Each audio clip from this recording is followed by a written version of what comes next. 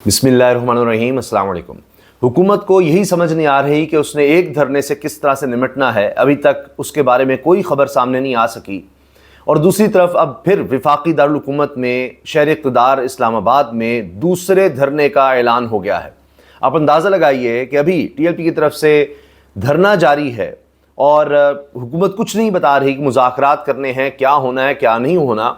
और ये धरना है फ़लस्तीन के हवाले से, और इसमें जो मुतालबात सामने आ रहे हैं उनमें ज़ाहिर कोई ऐसी बात नहीं है कि जो ना मानने वाली हो, लेकिन हुकूमत कोई बात ही इस पर नहीं कर रही। और पता नहीं इतनी बड़ी तादाद में हज़ारों लोग जो इस वक्त इस्लामाबाद में मौजूद हैं, सड़कें बंद हैं, जुड़वा शहरों रावलपिंडी इस्लामाबाद का बुरा हाल है, ट्रैफिक की रवानी मुतासर है, लेकिन हुकूमत इस पर चुप है, कोई बात ही नहीं कर रही। और दूसरी तरफ जमात इस्लामी की तरफ से हाफिज़ नईमुर रहमान अमीर हैं जमात इस्लामी के, उन्होंने ऐलान कर दिया है कि 26 जुलाई से महंगाई के ख़िलाफ़, बिजली के बिलों के ख़िलाफ़ और टैक्सेस के ख़िलाफ़ अब 26 जुलाई को जमात इस्लामी भी इस्लामाबाद में धरना देने जा रही है। इससे पहले फ़लस्तीन के मामले पर ही जमात इस्लामी की तरफ से कई दिन तक धरना दिया गया है, वो मुख्तलिफ नौइयत का था।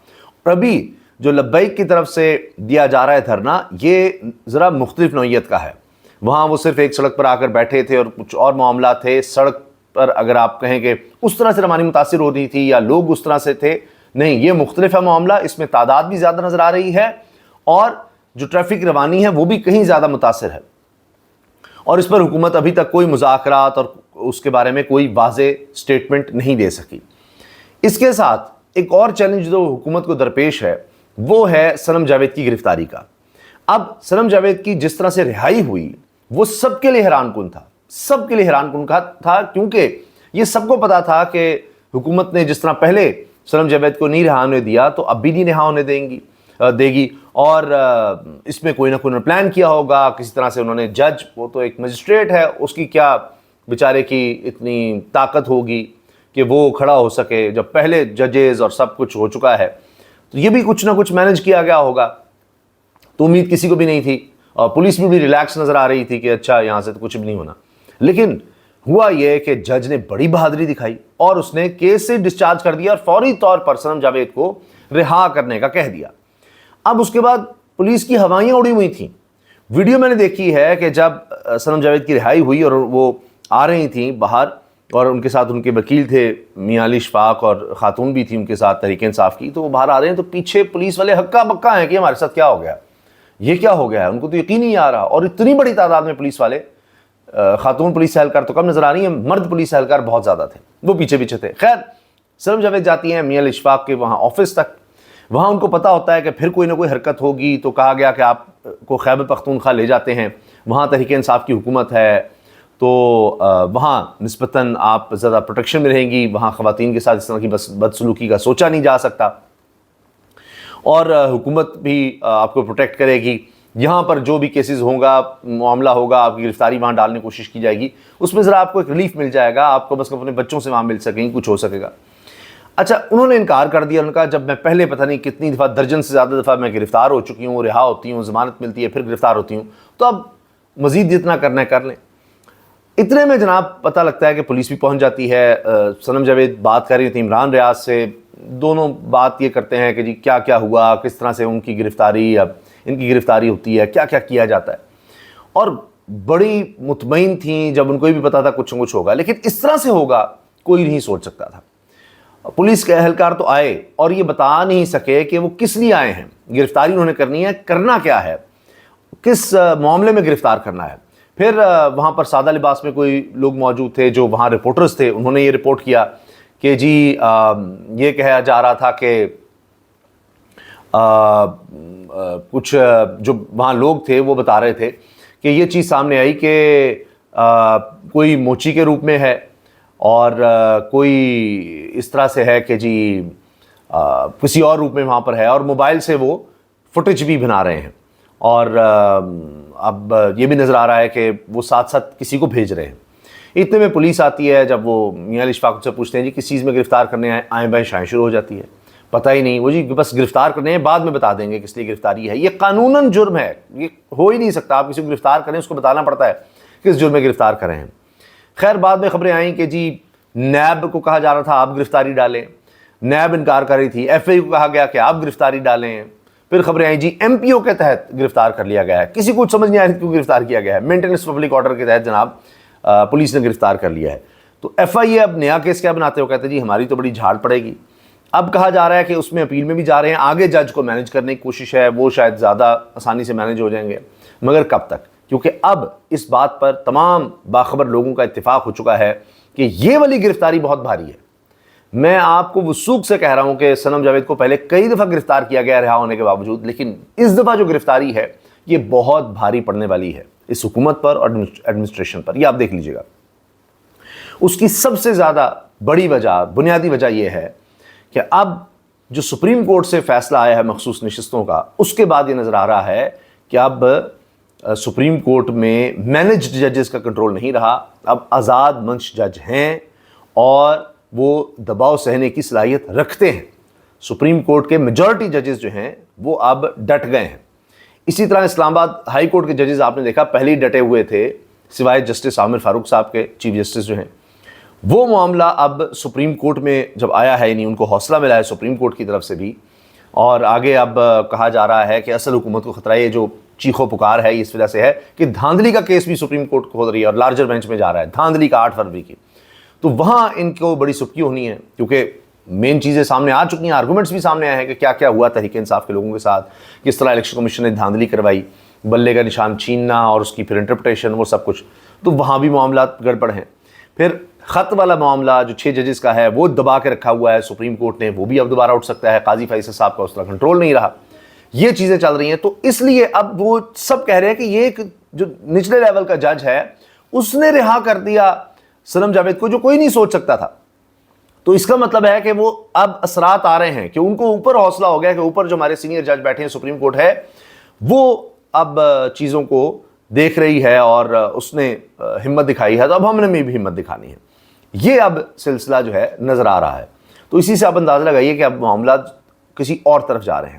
حتیٰ کہ خواجہ سعد رفیق صاحب جو مسلم لیگ نون کے سینئر رہنما ہیں، انہوں نے بھی اب بغاوت کر دی ہے اور انہوں نے بھی یہ کہہ دیا ہے کہ بس کر دیں، کتنی دفعہ ایک لڑکی کو، ایک خاتون کو گرفتار کرنا ہے، اس کے چھوٹے چھوٹے بچے ہیں، کچھ تو خیال کریں، کیونکہ وہ بھی اپنی ماں سے ملنے کے لیے بےتاب ہوں گے، پریشان ہوں گے۔ خواجہ سعد رفیق نے باقاعدہ ایکسپرٹ پوسٹ کی ہے، معصوم بچے ماں کا انتظار کرتے تھک گئے ہوں گے، ان کا تو کوئی قصور نہیں، صلہ رحمی کریں، اب اسے گھر جانے دیں۔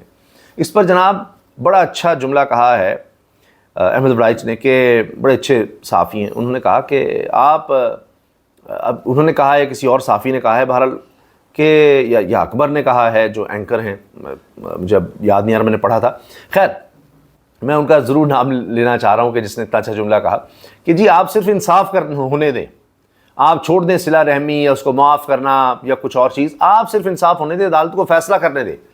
یہ جو آپ کہہ رہے ہیں جی صلہ رحمی کر دیں، فلاں کر دیں، آپ چھوڑ دیں اس کو کہ جی آپ کی طرف سے کوئی معافی چاہیے، آپ انصاف ہونے دیں، بیچ میں نہ آئے، جو اس کی سزا بنتی ہے اس کو ہو جانے دیں، اگر اس کی سزا نہیں بنتی تو اس کو چھوٹ جانے دیں۔ یہ آپ جو درجنوں دفعہ گرفتاری کر رہے ہیں اور سمجھ نہیں آ رہی کس سے گرفتاری کروانی ہے اور اپنی بدنامی کرواتے چلے جا رہے ہیں، یہ اس بس کرتے ہیں، اس کو روک دیں، تو اپنی لیڈرشپ سے کہیں۔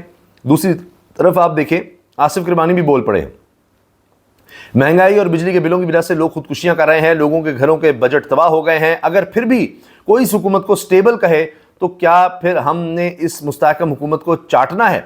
نہ تو اس حکومت کی کوئی پذیرائی ہے اور نہ ہی اس سے ڈیلیور کرنے کی کوئی امید ہے۔ یہ سینٹر مسلم لیگ نون کے سینٹر آصف کرمانی یہ بات کر رہے ہیں۔ تو اندر سے بغاوت شروع ہو چکی ہے۔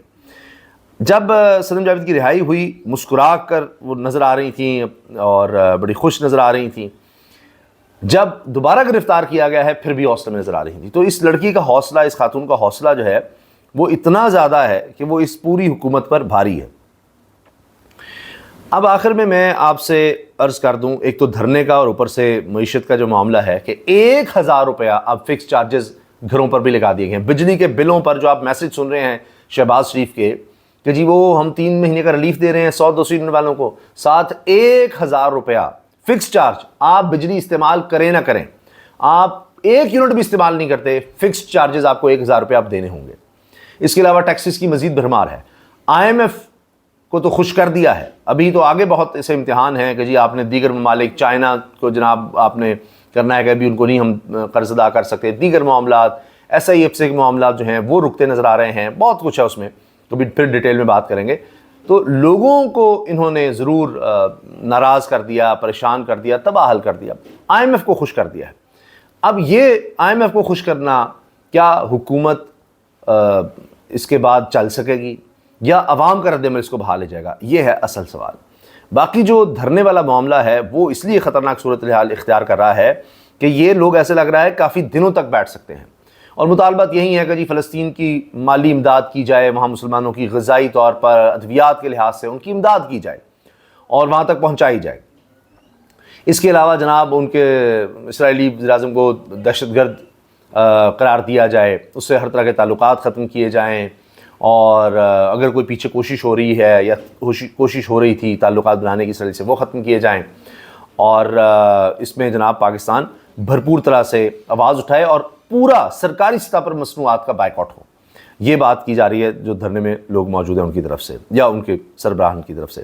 اس میں سینیٹر مشتاق احمد خان جو پہلے دھرنا دے چکے ہیں، انہوں نے شاباش دی ہے کہ جی یہ سیاسی دینی جماعتوں کا اس طرح سے آنا یہ بڑی زبردست بات ہے، حکمرانوں کو دباؤ ڈالیں کہ یہ جو ظلم ہو رہا ہے اس کے خلاف آواز اٹھائیں.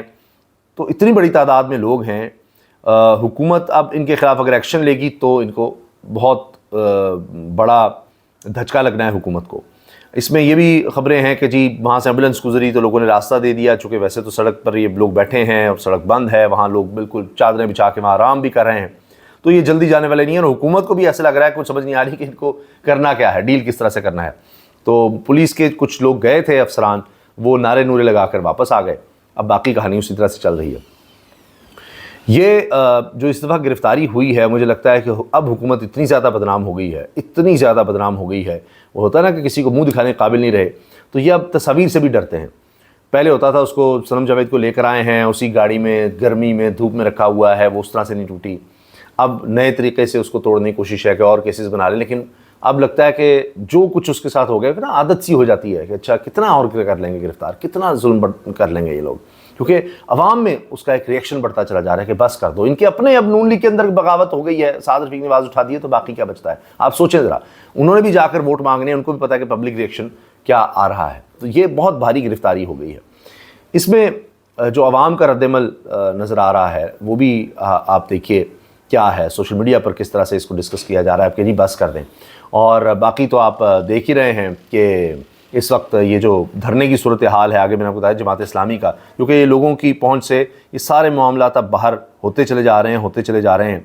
تو حکومت اب لگتا نہیں ہے کہ زیادہ عرصے تک یہ کھیل جاری رکھ سکے گی جو بھی یہ سب کچھ کر رہے ہیں. اور اس کے علاوہ بجلی مہنگی کرنے کا نوٹیفیکیشن بھی آ گیا ہے. 1 یونٹ 48 روپے 84 روپے تک پہنچ گیا ہے.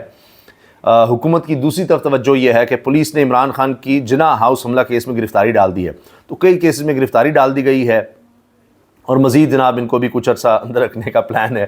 لیکن مشکل ہو رہا ہے، بہت مشکل ہو رہا ہے، کیونکہ جو سپریم کورٹ کا اب ہمیں نظر آ رہا ہے موڈ، اس سے لگ رہا ہے کہ نہ تو حکومت زیادہ عرصہ چلنے والی ہے، اور نہ ہی عمران خان کی گرفتاری یا ان کو جیل میں رکھنا اب زیادہ دیر تک ممکن ہے. اللہ حافظ.